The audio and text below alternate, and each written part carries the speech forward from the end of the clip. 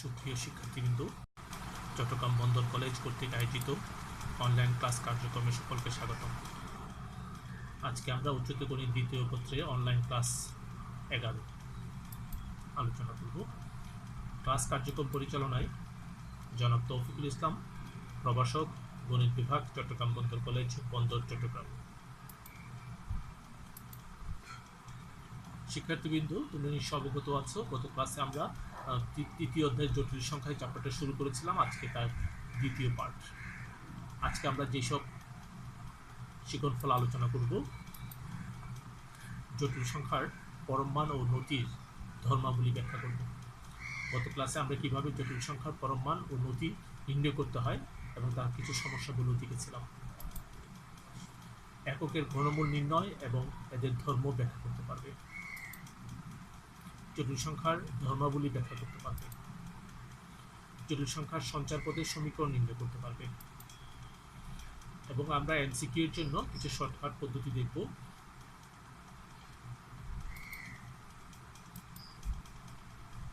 শুরুতে আমরা আলোচনায় যাচ্ছি জটিল সংখ্যার মডুলাস এবং আর্গুমেন্টের ধর্মাবলী। দুটি জটিল সংখ্যা Z1 এবং Z2 হলে এক নম্বর বৈশিষ্ট্য হলো Z1 × Z2 এর মডুলাস আলাদা আলাদা করে Z1 এবং Z2 এর মডুলাসের সমান এবং তাদের ভাগফলের মডুলাস এবং আলাদা আলাদা ভাগফলের মডুলাসের সমান। যদি দুইটা Z1 এবং Z2 এর গুণফলের আমি যে আর্গুমেন্ট নির্ণয় করি তখন তার argument of Z1 plus argument of Z2 দুটাই যোগফলের সমান হবে যদি গুণ আকারে থাকে। যদি ভাগ আকারে থাকে তাহলে argument of Z1 minus argument of Z2। এই চারটা হলো আমাদের মডুলাস এবং আর্গুমেন্টের ধর্মাবলী। এরপর যে আমরা এককের ঘনমূল এবং তার বৈশিষ্ট্য আমরা দেখব কীভাবে নির্ণয় করতে হয়। এটা খুব ইম্পর্টেন্ট একটা কোশ্চেন, দেখো আমরা কীভাবে নির্ণয় করছি। প্রথমে আমরা একক বলতে 1 এর ঘনমূল সমান আমি x ধরে নিলাম ও পাশে ঘন করে দিলাম, তাহলে x³ = 1। এই পাশে নিয়ে এসে a³ - b³ এর সূত্র দেব। তারপরে সুতরাং x - 1 = 0, অর্থাৎ x = 1, অথবা x² + x = 1 এবং 0 সমান ধরে ওখান থেকে আমরা আবার x এর মান নির্ণয় করব। এটা দ্বিঘাত সমীকরণ, সরাসরি x এর মান নির্ণয় করা আমাদেরকে সূত্র আছে, সেই সূত্রটা দিয়ে আমরা নির্ণয় করলাম।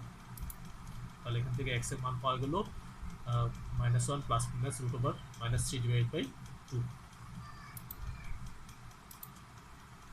সুতরাং এককের ঘনমূল দাঁড়ালো তিনটি, একটা হলো 1, একটা হলো -1 + (3/2), একটা -1 - (3/2). তাহলে মূল তিনটির মধ্যে একটি বাস্তব, বাকি দুইটি হলো জটিল। এবার আমরা বৈশিষ্ট্য যাব। এক নম্বর বৈশিষ্ট্য হলো এককের জটিল মূল দুটি একটি অপরটির বর্গের সমান। এই জটিল যে দুটো মূল আছে একটা আরেকটা বর্গের সমান। আমরা দেখছি কীভাবে, প্রমাণটা আমরা দেখছি।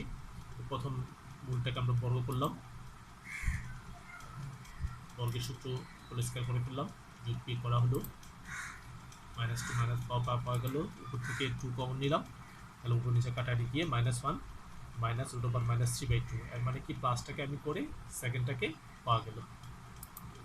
আবার যদি আমি সেকেন্ডটাকে বড় করি, বর্গের সূত্র ভেঙে দিলাম, ক্যালকুলেশন করা হলো, তারপরে আমরা যোগ বিয়োগ করে 2 কমন নেওয়াতে আগের মতো, এর মানে মাইনাসটা ধরে আমি আবার প্লাসটা পাওয়া গেলাম। তাহলে অতএব জটিল মূল দুইটি ঘনমূল একটা ওমেগা হলে অন্যটি হবে ওমেগা²। এককের ঘনমূলগুলোকে সাধারণত 1, ওমেগা এবং ওমেগা দ্বারা সূচিত করা হয়। এবার যে বৈশিষ্ট্য নম্বর 2 নম্বর আমরা দেখব, এককের ঘনমূল তিনটির যোগফল 0। কিভাবে প্রমাণ করছি দেখো। তাহলে 1 + ওমেগা + ওমেগা²। তাহলে মান তিনটা আমাদের আগে থেকে জানা ছিল, মান তিনটা বসিয়ে দিলাম, যোগ করা হলো, তাহলে উপরে 0, নিচে 2, পরে 2 পাওয়া গেল। সুতরাং 1 + ওমেগা + ওমেগা² = 0। এই হলো 2 নম্বর বৈশিষ্ট্য। 3 নম্বর বৈশিষ্ট্যটা খেয়াল করে, এককের জটিল ঘনমূল দুইটির গুণফল 1। এর মানে কি দুইটা গুণ করে দিলাম আমি, গুণ করে গুণফলটা দেখো, ক্যালকুলেশন করে হোল স্কয়ার সূত্র দিয়ে আমরা 1 পাওয়া গেল। অতএব ওমেগা এবং ওমেগা² গুণফলটা 1, এর মানে ওমেগা³ = 1। এটা হলো আরেকটা বৈশিষ্ট্য, এটা আমরা ব্যবহার করি অঙ্ক করার সময়। এই পর্যায়ে আসো আমরা জটিল সংখ্যার ধর্মগুলো দেখব। এক্স প্লাস আই ওয়াই একটা জটিল সংখ্যা ইজিকুয়াল টু যদি 0 হয় তখন তার বাস্তব অংশ এক্স ইজিকুয়াল টু 0 হবে এবং কাল্পনিক অংশ ওয়াই সমানও 0 হবে। দেখো এটা কীভাবে প্রমাণ করছি। X plus y equal to 0, এই পাশে ডান পাশে নিয়ে যাওয়া হলো, বড় করে দেওয়া হলো, তাহলে x square plus y square equal to 0 পাওয়া গেল। তাহলে কি দাঁড়ালো, দুইটি বাস্তব সংখ্যার বর্গের যোগফল 0 হলে তারা পৃথকভাবে 0, এর মানে এক্স এর মান 0, আলাদা করে ওয়াই এর মান 0। এটা 1 নম্বর ধর্ম। 2 নম্বর ধর্ম, দুটো বাস্তব সংখ্যা জটিল সংখ্যা যদি পরস্পর সমান হয় তাহলে বাস্তব অংশটুকু আলাদা করে সমান এবং কাল্পনিক অংশটুকু আলাদা করে সমান। প্রমাণটা আমরা করছি, দুটো সমান লিখলাম, এই পাশে নিয়ে আসা হলো, বাস্তব অংশ এবং কাল্পনিক অংশ আলাদা করে লিখলাম। তাহলে দুইটা যেহেতু ডান পাশে 0, এর মানে কি এক্স মাইনাস এ এর মান হবে 0 এবং ওয়াই মাইনাস বি এর মানও 0। ওখান থেকে পাওয়া গেল x equal to a, y equal to b. এই হলো 2 নম্বর বৈশিষ্ট্য। 3 নম্বর ধর্ম দেখো, দুইটি অনুবন্ধী জটিল সংখ্যার যোগফল এবং গুণফল উভয়ই বাস্তব। মানে জটিল সংখ্যার আমাদের একটা জটিল সংখ্যা দেওয়া আছে z equal to x plus i y, তার অনুবন্ধী জটিল সংখ্যাকে আমরা জেড বার দিয়ে প্রকাশ করি, সেটা হলো এক্স মাইনাস আই ওয়াই। তাহলে তাদের যদি আমরা যোগ করি জেড প্লাস জেড ওয়ান সমান 2x পাওয়া গেলো, যা বাস্তব। আবার তাদের যদি আমরা গুণ করি, গুণ করে x square minus y square পাওয়া যায়, এক্স প্লাস যা বাস্তব। তাহলে 2 নম্বর বৈশিষ্ট্য হলো। 3 নম্বর বৈশিষ্ট্য হয়ে গেলে এবং 4 নম্বর, প্রত্যেক অশূন্য জটিল সংখ্যার বিপরীত গৌণিক বিপরীতকও একটি জটিল সংখ্যা। তাহলে আমরা জেড নট ইকুয়াল 0 হলে এক্স নট ইকুয়াল টু 0 অথবা y equal to y not equal to 0। তাহলে জেড স্কোয়ার করে আমরা জেড জেড প্রাইম ওখান থেকে এক্স প্লাস ওয়াই স্কোয়ার পাওয়া যায়, 1/z গণিত বিপরীত করলাম, জেড এবং জেড পারের মানগুলো বসিয়ে দেওয়া হলো, তাহলে এখানে একটা মান পাওয়া গেল যা একটি জটিল সংখ্যা। 4 নম্বর বৈশিষ্ট্য আশা করি বুঝতে পারছো। এবার 5 নম্বর জটিল সংখ্যা, যদি n একটি জটিল সংখ্যা হয়, যদি জেড একটি জটিল সংখ্যা হয় এবং n যে কোনো পূর্ণ সংখ্যা হয়, তাহলে Z to the power n ও একটি জটিল সংখ্যা। তাহলে n পূর্ণ সংখ্যা হলে আমরা জেড এর মানে এক্স প্লাস আই ওয়াই ধরে এটাকে বড় করে দিলাম, একটা জটিল সংখ্যা পাওয়া গেল। আবার কিউব করলাম, গণ করে, তাও একটা জটিল সংখ্যা পাওয়া গেল। তাহলে ধনাত্মক পূর্ণ সংখ্যার জন্য আমরা জটিল সংখ্যা পাচ্ছি। এবার ঋণাত্মক হলে n equal to minus m ধরলাম, তাহলে Z to the power m একটা ধনাত্মক পূর্ণ সংখ্যা। তাহলে এখানে আমরা Z to the power n সমান Z to the power minus m minus 1 to the power n জটিল সংখ্যা। এটা একটা জটিল সংখ্যা, কারণ Z to the power minus 1 মানে 1/z গণিত বিপরীতে আমরা এর আগে ধর্মে দেখেছিলাম, সেটা একটা জটিল সংখ্যা হয়। তাহলে জেড টু দি পাওয়ার nটা একটা জটিল সংখ্যা। তাহলে 5 নম্বর বৈশিষ্ট্য হয়ে গেল। 6 নম্বর, কোনো জটিল সংখ্যার মূল একটি জটিল সংখ্যা হবে। এক্স প্লাস আই ওয়াই, তাকে n-তম মূল, সেটাকে জেড ধরলাম, ও পাশে বড় করে দিলাম, বা n-তম মূল নেওয়া ঘাত নেওয়া হলো, তাহলে এটা পাওয়া গেল n একটি ধনাত্মক পূর্ণ সংখ্যা, যার জেড তো n জটিল সংখ্যা হয়, যে দ্বিতীয় একটি জটিল সংখ্যা হবে। 6 নম্বর প্রপার্টিস হয়ে গেল। এই পর্যায়ে আমরা দেখব জটিল সংখ্যার সঞ্চারপদের সমীকরণ কীভাবে নির্ণয় করা হয়। আমরা জটিল সংখ্যার সঞ্চারপদ নির্ণয়ের দুটি উপায় আমরা যখন নির্ণয় করতে পারি। একটা হলো জটিল সংখ্যার মডুলাস হতে, আর একটা হলো জটিল সংখ্যার আর্গুমেন্ট হতে। তাহলে আমরা এটা কীভাবে করছি, আমাদের z equal to x plus i y সমান হলে জেড প্লাস 8 প্লাস জেড মাইনাস 20 এর সঞ্চারপদের সমীকরণ নির্ণয় করতে বলা হচ্ছে। আমরা কীভাবে করছি, প্রথমে দেওয়া আছে আর সেটা লিখে ফেললাম, তারপরে জেডের মানটা বসিয়ে দেওয়া হলো, তাহলে এটাকে বাস্তব এবং কাল্পনিক অংশ আলাদা করা হলো। তাহলে প্রথম অংশটুকু আলাদা করে মডুলাস, যেহেতু পরমান চিহ্ন মডুলাস, তাহলে বাস্তব অংশ বর্গ, কাল্পনিক অংশ বর্গ। তারপর এটাকে ডান পাশে নিয়ে গিয়ে এটাকে ডান পাশে নিয়ে বড় করে দেওয়া হলো, হোল স্কয়ারের সূত্রটা ভেঙে দেওয়া হলো। তারপরে বর্গমূল চিহ্ন সম্বলিত রাশিটা ছাড়া বাকি সবগুলোকে বাম পাশে নিয়ে আসা হলো। তাহলে প্রথম অংশটুকু পরে এবি সূত্র আর 400 রয়ে গেল। উপর পাশে আমরা 8 দিয়ে ভাগ করে তারপরে উপর পাশে আবার বড় করে দিলাম, সূত্রটা ভেঙে ফেলা হলো হোল স্কয়ারের সূত্র। সবগুলো বাম পাশে নিয়ে আসা হলো, যোগ বিয়োগ করা হলো। তারপরে 900টাকে উপাশে নিয়ে উপাশে 900 দিয়ে ভাগ করা হলো, তাহলে x square by 10 square y square by 6 square আকারে পাওয়া যায়, যা একটা উপবৃত্তের সমীকরণের আকার দাঁড়ায়।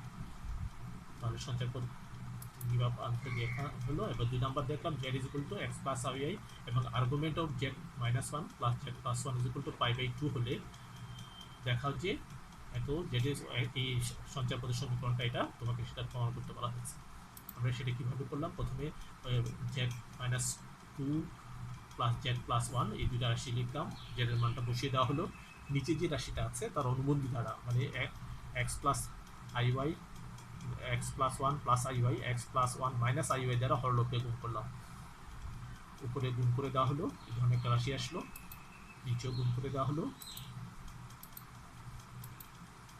এরপর যে উপরের আলাদা বাস্তব অংশটুকু আলাদা এবং কাল্পনিক অংশ আলাদা করলাম। তাহলে এই রাশিটার আমরা এখন কি করব, আর্গুমেন্ট নির্ণয় করবো, tan inverse y by x. তাহলে এই অংশটুকু হলো ওয়াই, এটা উপরে, এটা হলো এক্স, নিচে দুটো কাটাকাটি যায়, এই অবস্থায় চলে আসে। তাহলে শর্ত মতে আমাদের আর্গুমেন্ট এটা সমান π/2 দেওয়া ছিল, শর্ত মতে tan ইনভার্স এটা সমান π/2 বা এটা সমান π/2 মানটা বসিয়ে দিলাম। tan ইনভার্সটা কাছে দেওয়া হতে tan π/2 হয়ে গেল। tan π/2 এর মান হলো অসংজ্ঞায়িত, অর্থাৎ 1/0। আর গুণ করে দেওয়া হলো, তাহলে x square plus y square minus x minus 2 0 এই প্রমাণিত হয়ে গেল। আশা করি সমস্যাটা বুঝতে পারছি। এরপর যে আমরা কিছু শর্টকাট টেকনিক দেখব শুধু এমসিকিউর জন্য, এটা কিন্তু আমরা অন্য সময় ব্যবহার করতে পারি না। দেখো কোনো একটা জটিল রাশি দেওয়া থাকলে তার কীভাবে বর্গমূল নির্ণয় করতে, a প্লাস আই বি এর বর্গমূল নির্ণয়ের জন্য আই এর যেটা সহগ থাকবে বি এর b/2 এমন দুটি উৎপাদক এক্স এবং ওয়াই এ বিশ্লেষণ করতে হবে যেন x square minus y square equal to a হয়। তাহলে আমরা root over a plus i b সমান plus minus x plus i y লিখতে পারবো, যেখানে ওয়াই এর চিহ্নটা হবে বি এর চিহ্ন অনুরূপ। বি যদি পজিটিভ হয় তাহলে ওয়াই এর আগে পজিটিভ হবে, বি যদি নেগেটিভ হয় ওয়াই এর আগে নেগেটিভ হবে। উদাহরণ দিচ্ছি, আমরা -7 + 24 আই এর বর্গমূল নির্ণয় করছি। প্রথমে আই এর সহগ কত, 24/2 12, এটাকে 3 × 4 মানে 3 স্কয়ার মাইনাস 4 স্কয়ার লিখলে 9 - 16 -97 পাওয়া যায়, মানে এই প্রথমটার সাথে মিলে গেল। তাহলে সুতরাং রুট ওভার এত সমান প্লাস মাইনাস 3 + 4i। যেহেতু বি এ পজিটিভ তাহলে 4 এর আগেও পজিটিভ চিহ্ন বসবে। আরেকটা উদাহরণ দিচ্ছি, 8 + 4√5i। তো প্রথমে এখানে আই এর সহগ হলো 4√5, এটাকে 2 দিয়ে ভাগ করলাম, তাহলে 2√2 পাওয়া গেল। √20, এটাকে দুটো অংশ ভাগ করলাম, √10 × √2, তাহলে √10 স্কয়ার √2 স্কয়ার মানে 10 - 2 8, তাহলে প্রথমটার সাথে মিলে গেল। সুতরাং 8 = 8। এরপর আমরা দেখব 4তম ঘাতে যদি আমাদের √-n² থাকে, তখন এটাকে আমরা সরাসরি plus minus n/2 1 plus minus i এই আকারে লিখতে পারি। দেখো এটা কীভাবে করছি, আমাদের -81, তাহলে এটাকে -9², তাহলে আমরা এটা করলাম plus minus 9/2 1 plus minus i, plus minus 9কে বর্গমূল করলে 3 আর √2টা থেকে গেল প্লাস মাইনাস i। এটা আমরা সরাসরি এমসিকিউর জন্য আমরা এভাবে ব্যবহার করতে পারি। 6তম মূল যদি দেওয়া হয় তাহলে সেটার জন্য আমাদের একটা সূত্র আছে, সেখানে 6টা মূল প্লাস মাইনাস √i,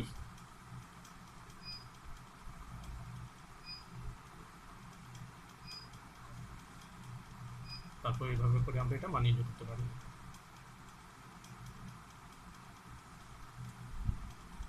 সুপ্রিয় শিক্ষার্থীবৃন্দ, আজকে আমরা অতটুকু আলোচনা করছি। আগামী ক্লাসে শর্টকাট প্রসিডিউর আরও কিছু প্রসিডিউর আলোচনা করব। ধন্যবাদ সকলকে।